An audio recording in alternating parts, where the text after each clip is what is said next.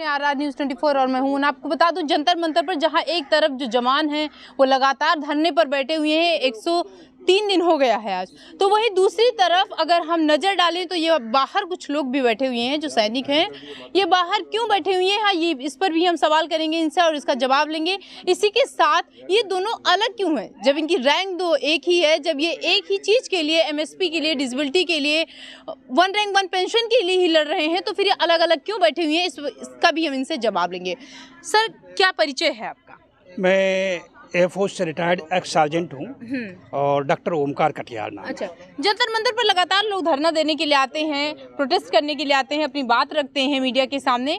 आप जंतर मंतर से बाहर क्यों बैठे हुए हैं? नहीं, हम जंतर मंतर से बाहर नहीं बैठे, हम जंतर मंतर पर जहाँ पहले थे वहाँ अब भी हैं। जंतर मंतर की जगह को उन्होंने सीमित करते जा रहे हैं, जगह सिकुड़ते जा रहे हैं। हम अपनी जगह से नहीं हटे हैं। जिस दिन से हमने धरना यहाँ लगाया है, हमको लगभग 9 वर्ष हो गए यहाँ पर। हम लोग लगातार 9 वर्ष में डेली आ रहे हैं। हाँ। कैसे, मतलब किस तरीके से जगह को सिकोड़ रहे हैं आप? थोड़ा सा देखिए, पहले इन्होंने सामने जो 5 जंतर मंतर है, हाँ। तो यहाँ कोई वकील साहब ने NGT में गए थे, हाँ। कि यहाँ से ध्वनि पॉल्यूशन होता है, ठीक बात। तो उन्होंने इस पर बैन लगा दिया। हम लोग कोर्ट में गए तो हमने बैन ओपन करा दिया, लेकिन पुलिस अधिकारियों ने इसको सिकोड़ दिया।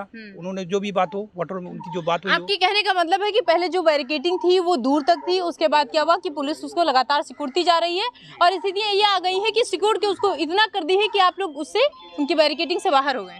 बिल्कुल सही। अच्छा, अगर हम दूसरे पॉइंट पर आए तो आपसे हम ये जानना चाहेंगे कि जो लोग अंदर बैठे हुए हैं, जो लगातार 103 दिन हो गया है, जैसा हमने आपको बताया, वो उनका कहना है कि पहले हमारे ऑफिसर जो थे वो साथ में हमारे साथ बैठे हुए थे, अब वो हमसे अलग हो गए हैं, उनके साथ धोखा हुआ है। तो क्या है इसकी सच्चाई पूरी? देखिए, यहाँ पर जो हम लोग हैं ऑफिसर, JCO जवान हैं, और वहाँ पर हैं जवान और JCO हैं। सरकार ने जो अभी ORP 2 दिया है, तो हमारे हाथ में तो कुछ है नहीं। मिनिस्ट्री ऑफ डिफेंस से जो पैसा गवर्नमेंट आता उन लोगों ने दिया है। उन लोगों ने क्या किया है कि उनके हिसाब से ऑफिसर्स को पूरा मिल गया है, जवान JCO को पूरा पैसा नहीं मिला है। तो उनकी शिकायत ये है कि ऑफिसरों को दिला दिया और जवान JCO को छोड़ दिया। तो कुछ लोग नाराज होकर के अलग बैठ गए हैं। उनका 103 दिन है, हमारा 2910 दिन है।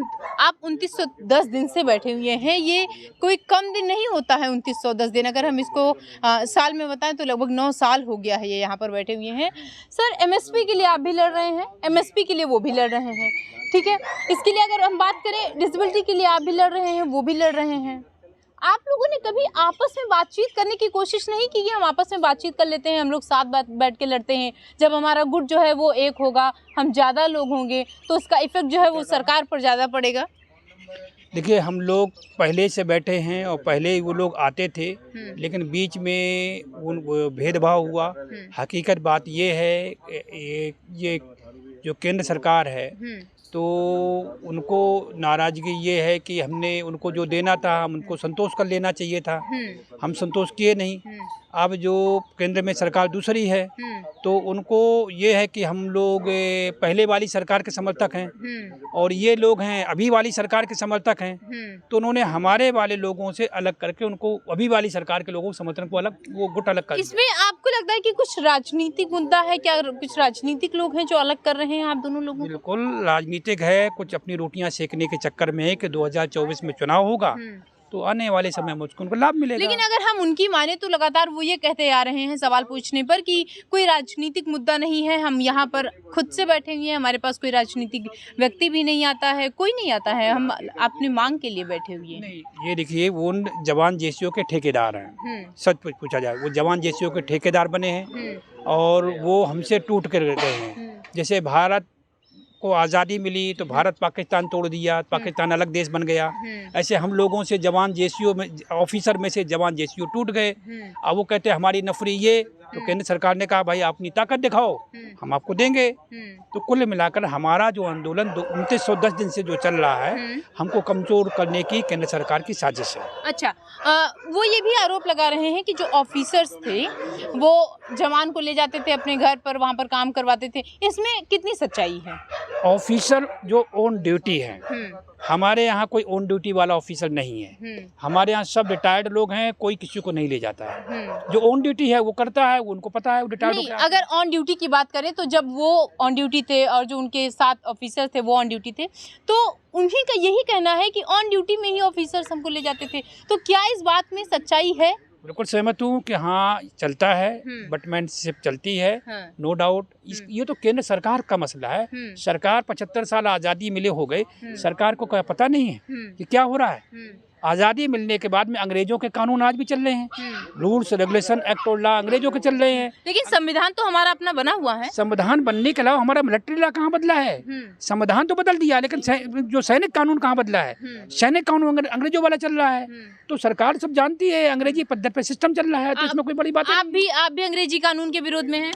बिल्कुल विरोध में है, लेकिन हम कर क्या सकते हैं जब तक पार्लियामेंट नहीं पहुंचे। लेकिन जब आप ऑन ड्यूटी थे तो आप लोगों को आवाज उठानी चाहिए थी। आज आप यहाँ जब रिटायर हो गए हैं तब आवाज उठा रहे हैं। नहीं, ऑन ड्यूटी देखिए, वहाँ पर अगर ये बात उठाई जाती तो सेना में कानून है कि अगर दो या दो